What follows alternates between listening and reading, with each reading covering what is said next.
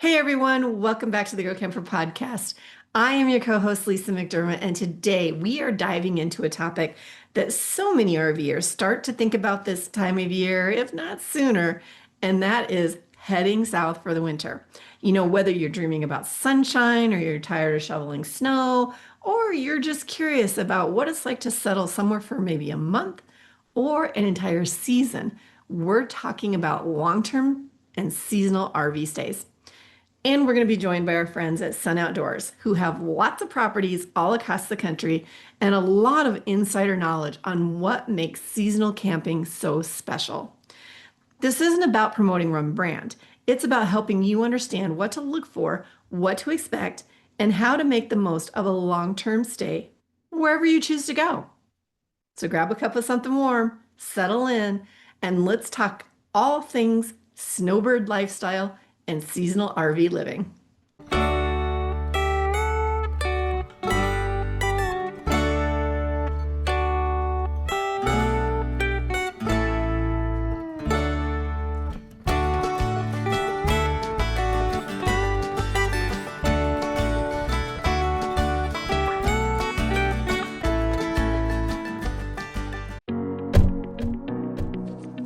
What does it mean to camp like a girl? It means charting your own course, It means following your passions It means building your circle. sharing experiences. and making memories that will last a lifetime. It means conquering obstacles. Finding your freedom. And learning that so much more is out there for you to discover. So, what does it mean to camp like a girl? Well, that's for you to decide. Because behind every great trip plan is a woman. Start your adventure today at GoRVing.com.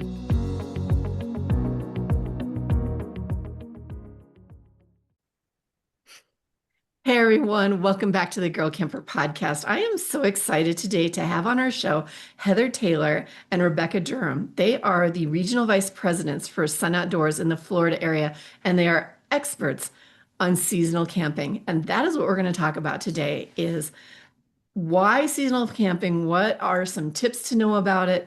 And these are the gals that are going to help us with that. So welcome to the Girl Camper podcast. Thank Hi, you. Lisa. Excited to be here. Cool. So let's kind of set up the scene. We know that every winter we see RVers heading south just in search of the sunshine. What do you think draws so many people to spend the winter in their RVs rather than staying home?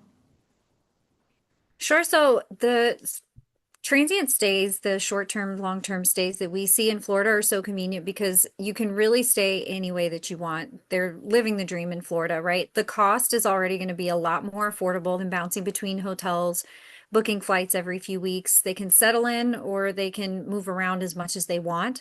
It really gives you the opportunity to build your stay however you want it to look. There's also going to be benefits. You can leave the camper on site. You can take it home with you. We like when people leave it on site. It's a little safer and saves you money on your travel. So it's a win-win. But really, that's one of the most appealing things about this is the flexibility that it gives you. Sure. And you guys are both in Florida, so you live there all year round. I live in the Black Hills of South Dakota, so I see a mass exodus, every fall of people heading south, whether it be Florida, Arizona, Texas. There's a lot of different areas that people head to. So, yeah. From Yeah, your perspective, how has the trend of long-term or seasonal camping changed in recent years? Are you seeing more people doing it? We're seeing more people stay long term for many different reasons. It is easier to leave the camper on site and not have to pay for additional storage somewhere else or that long distance travel to bring the camper back up north. So it is more more feasible for guests and residents to go ahead and just leave their campers from an economical standpoint, for convenience standpoint, really.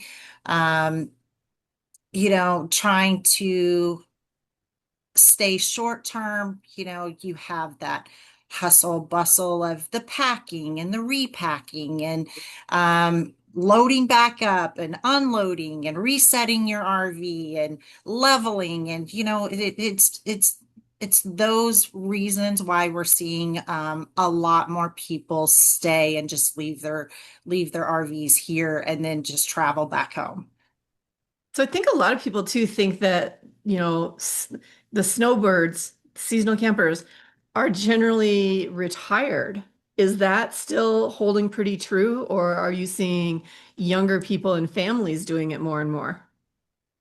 It's definitely a mixture of both. We have a lot of locations where you'll see a really neat sense of community where you'll have, your snowbird crowd who's intermingling with the people who travel. Maybe it's traveling nurses and their family is staying, or people on contract work. We see a lot of that, but we also see families who are just trying to get out of town for the short-term stays.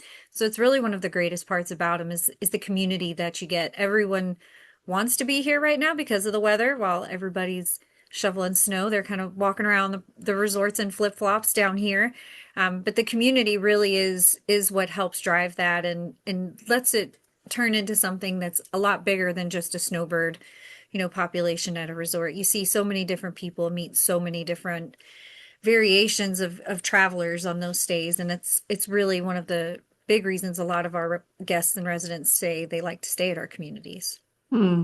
Well, and I think, RVers are generally some of the nicest people I think that are Yes. out there and always wanting to help each other. So I think that really, really lends well to having seasonal camping. I know that would be a huge perk to me is to be able to go down there and make new friends and just have a lot of fun things to do.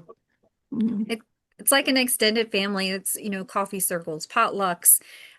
We've got a location in Central Florida where, 3 mornings a week they set up with their bluegrass instruments and they play. It's basically a free concert under the pavilion. So there really is something for everyone, and it really helps drive that sense of community. It's like a Nice, summer camp for grown-ups, nice, nice. but in the Now, winter.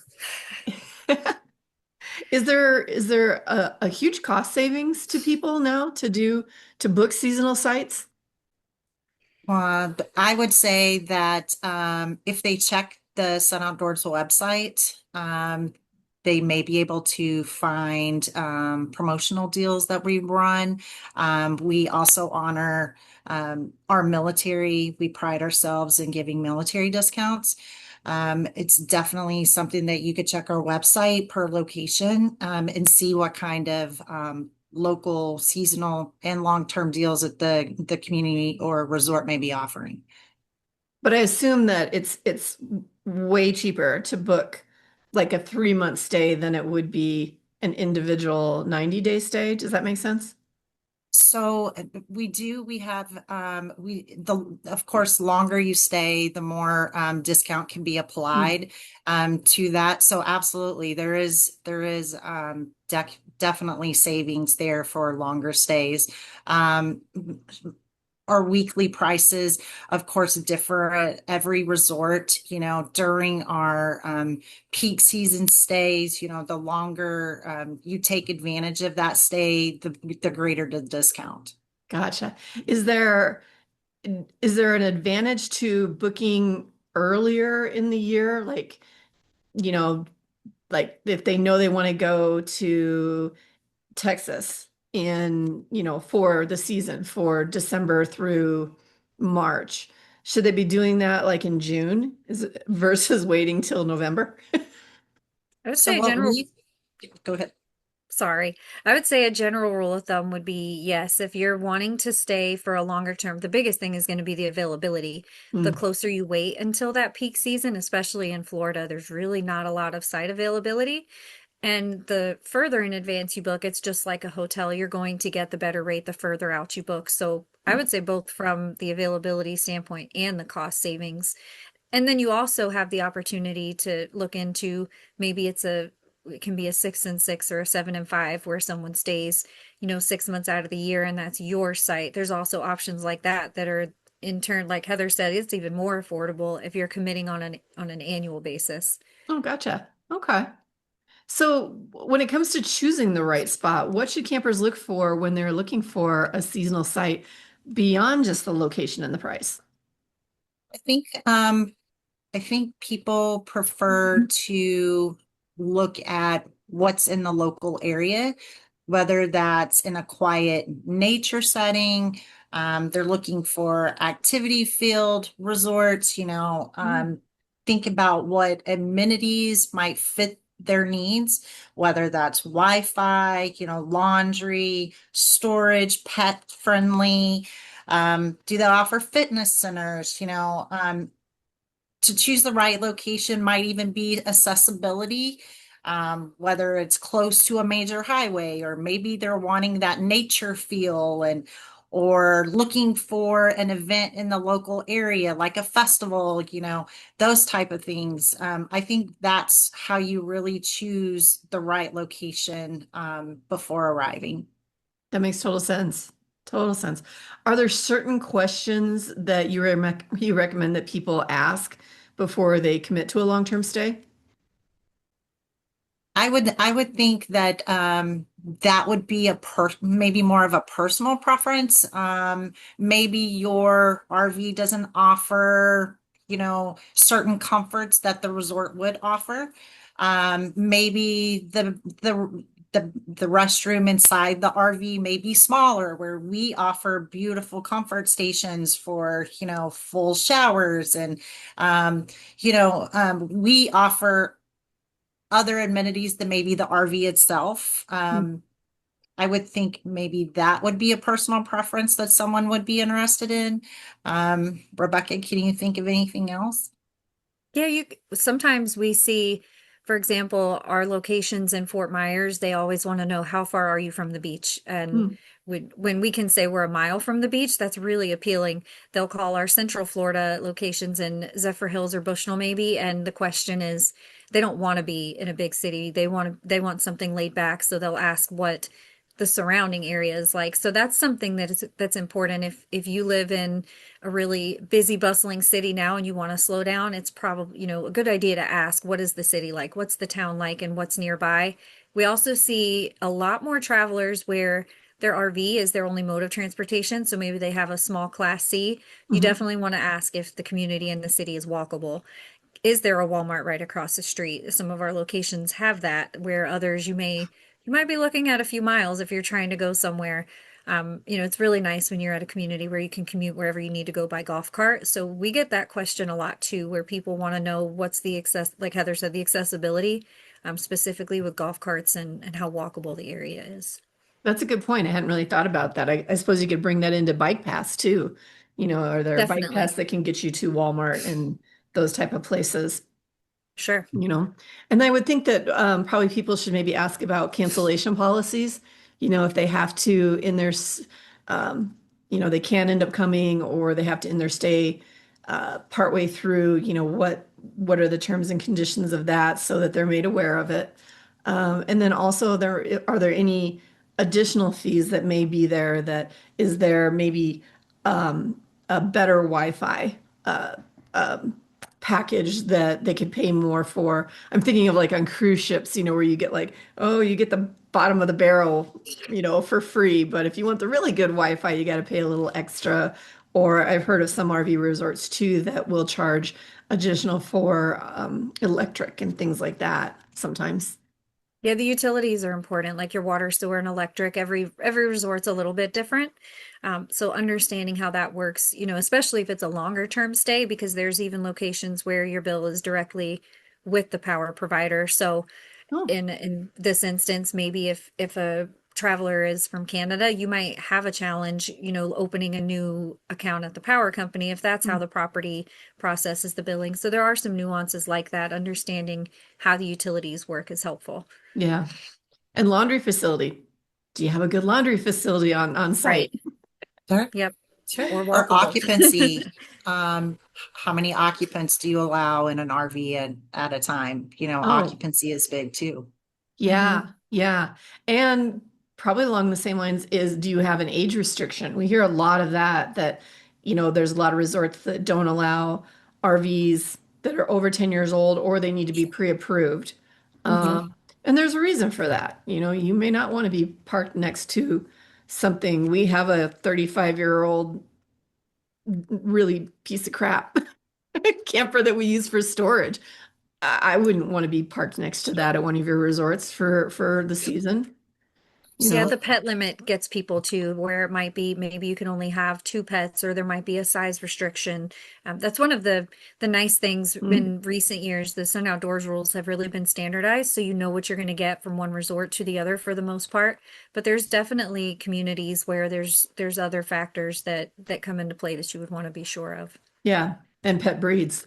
Pet breeds Hmm. can also factor in there. I know you mentioned size, but yeah, so interesting. So now you guys, Sun Outdoors has properties all over the country. What type of destinations tend to be really popular with snowbirds, and why do you think that is? The Gulf Coast locations are very popular. Our locations in Sarasota, Naples, we've got Isla Morada down in the Keys. Those are the when we go to, the RV trade show, that's the places where people are asking about. They really like to be close to the beach. It's also nice because you look at some places like Ellington where you may not be right on the water, but you're within a 30-minute drive to the beach. So we really find the coastal locations to be very, very popular. The inland coastal locations, again, like maybe Bradenton or something to that effect, it's going to be a little more affordable, but you're still within that, well within a daily drive to the beach. So we see a lot of questions with how close we are to the coast. That seems to be the place everyone wants to be. We have resorts close to Orlando. So Mm. if you're looking to um, be a part of any of the attractions or adventures there in Orlando or even close to the Space Center. I mean, we have locations all over the state really that will fit almost any camper's lifestyle. Right.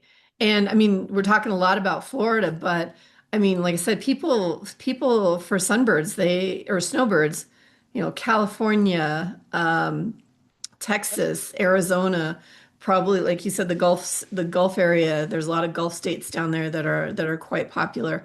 But I'm also thinking of your Sun Outdoors Rocky Mountain property that's in Granby, That's very a close to beautiful Winter property. Park. And that one is open all year round too, I believe, and Mhm. does long-term camping.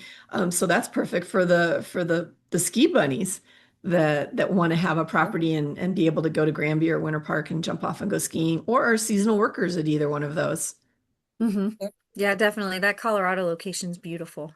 It is very beautiful. Grow Camper had our camperee event there this June, and it was just stunning. There's a few over on the coast, in like Napa Valley, over in that area towards in California that are we hear a lot of great feedback on too. We've also got the location in Myrtle Beach. Again, the coastal locations tend to be really well received. And we have a lot in Texas too. There's quite a few over in that area. I think that Texas and Arizona, especially this time of year, we see a lot of the snowbirds just because of the climate so similar to what we see in Florida. Mm, that makes sense. So once someone has, found their spot and they've parked for the season, what are some ways that they can make their campsite feel more like a home base? This is really where you see people get creative. The number one tip we would give people, make sure that you check with the office of wherever you're staying, because most resorts are going to have some guidelines they want you to follow. So don't go too crazy, buying a lot of things until you're sure you're going to be able to keep them on the site. But we're talking a lot of what we see is string lights, the Adirondack chairs.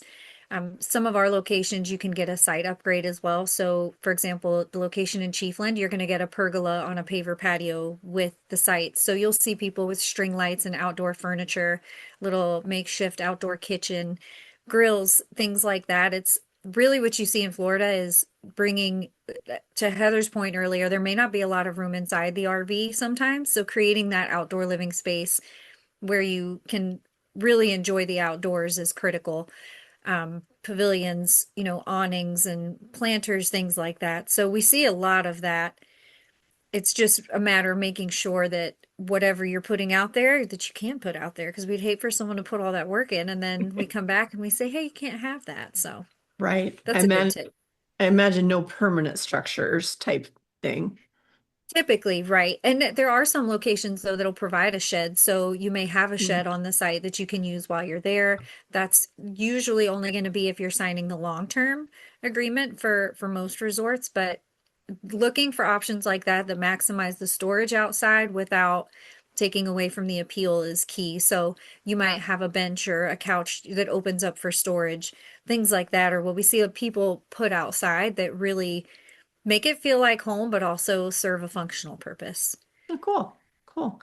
We talked a little bit about the community and how important that is and how easy it is to become part of that community. What are some of the social events and activities that seasonal guests tend to really enjoy the most? Like, do they do like Thanksgiving dinners and things like that get organized?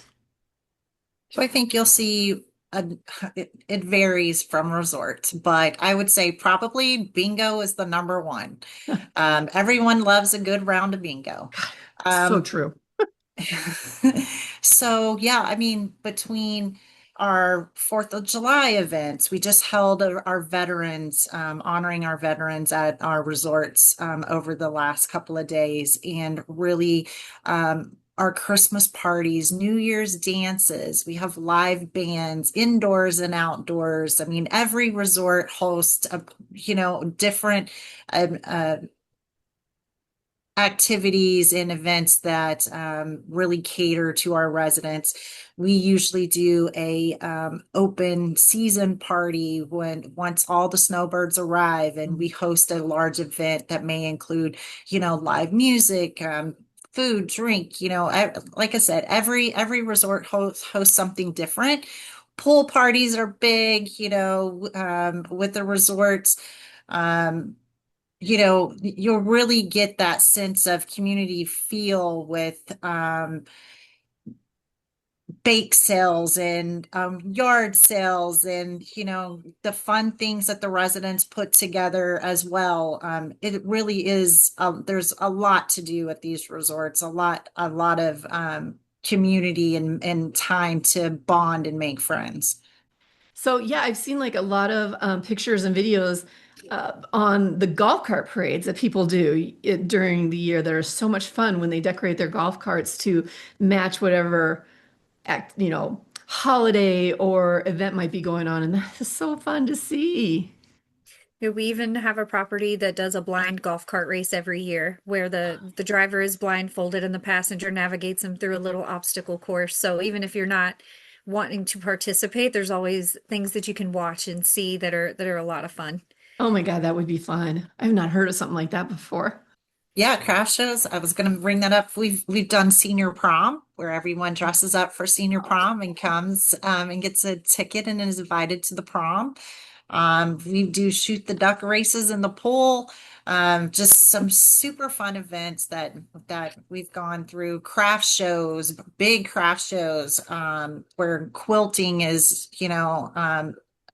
just some of the most beautiful quilts you ever seen in your life are raffled off to the community. Um, just there's a lot of activities, things outside the box you wouldn't think of that we host at these resorts. No, no, but how much fun, man. I think I hate to say it, you're kind of starting to turn me from a ski bunny into a snowbird here.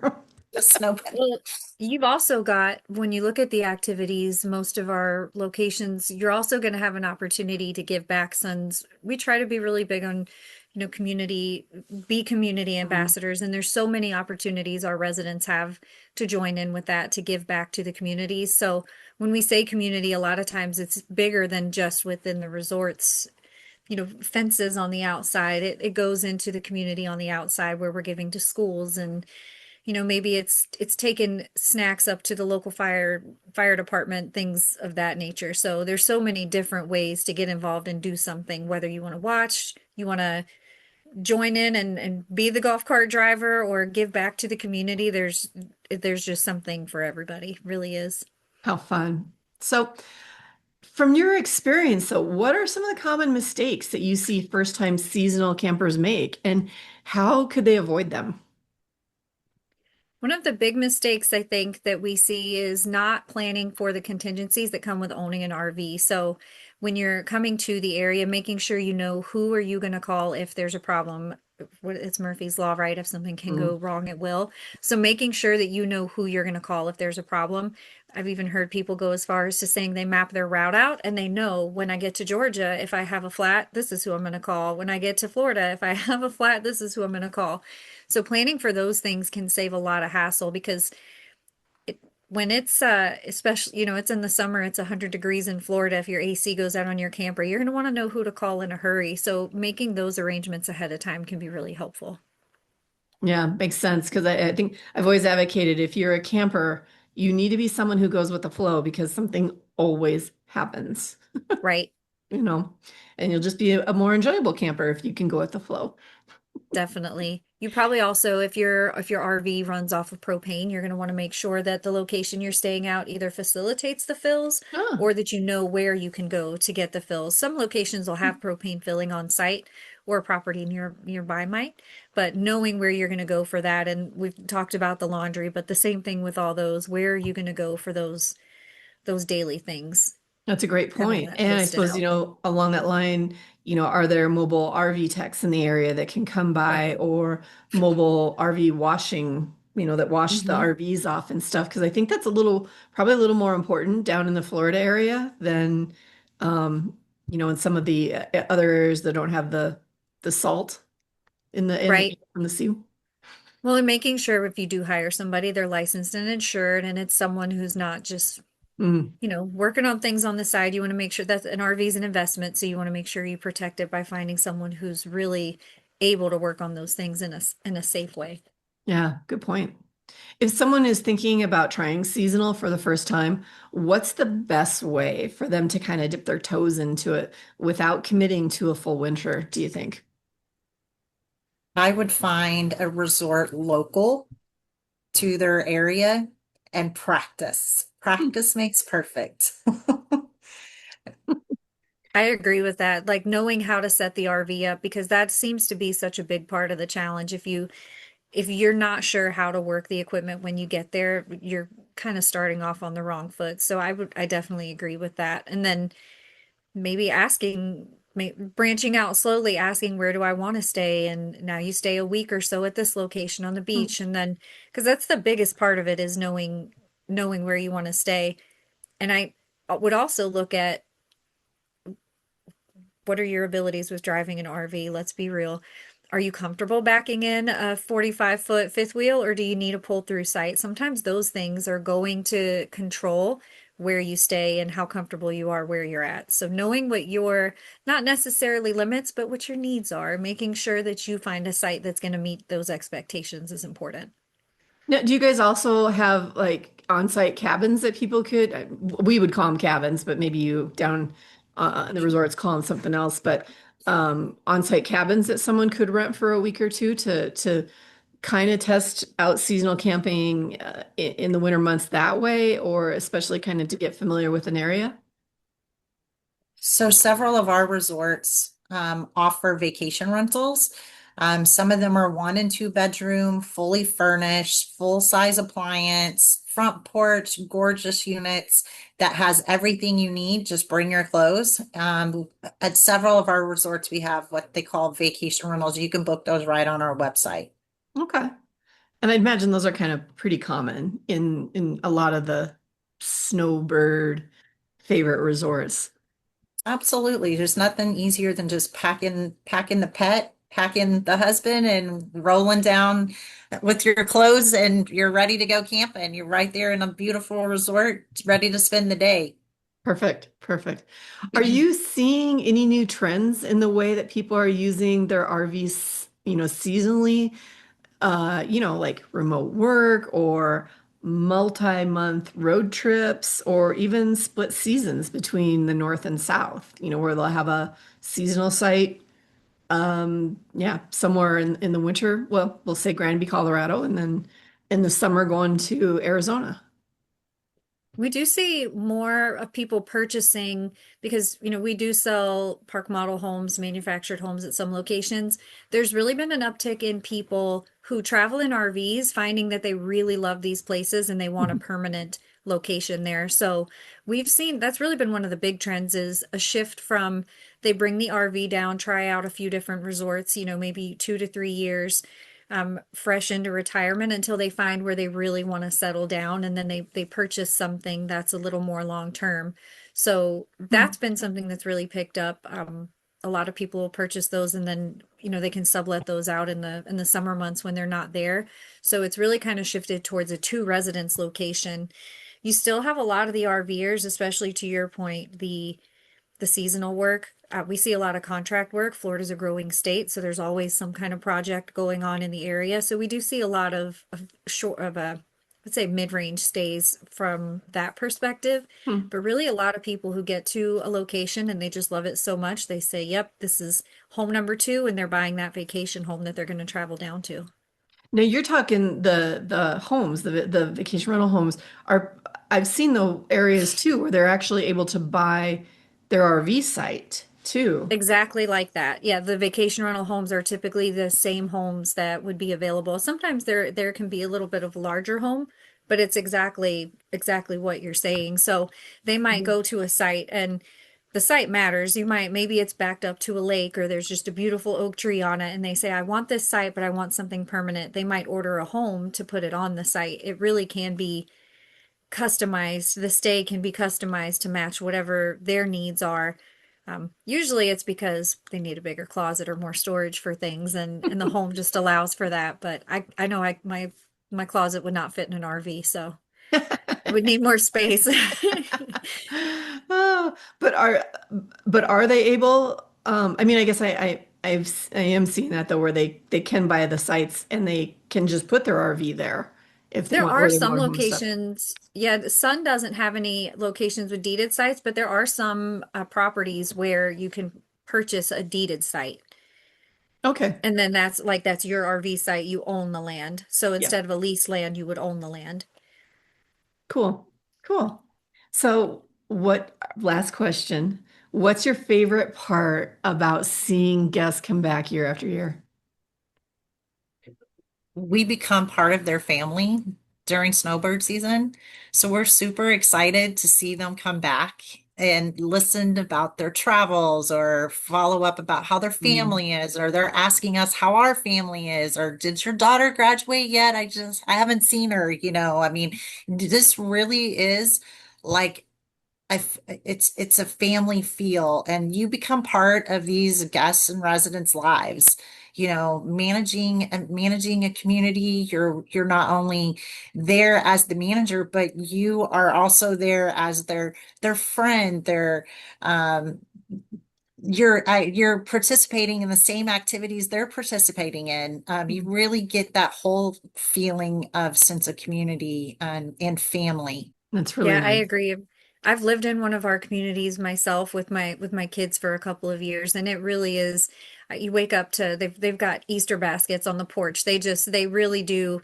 They embrace one another. They embrace the community. You said it perfectly, Heather. It's just people they get so excited. Everyone who because a lot of people stay year round, and you can tell the excitement builds as they know the season's about to begin, and their friends are coming back, and they can't Mm. wait to see this person, and there's a lot of excitement around that.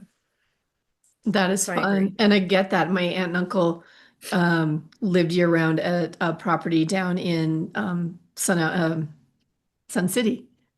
Hmm. And you definitely saw the drop in during the summer. Of course, that would make sense in Arizona when it's 110.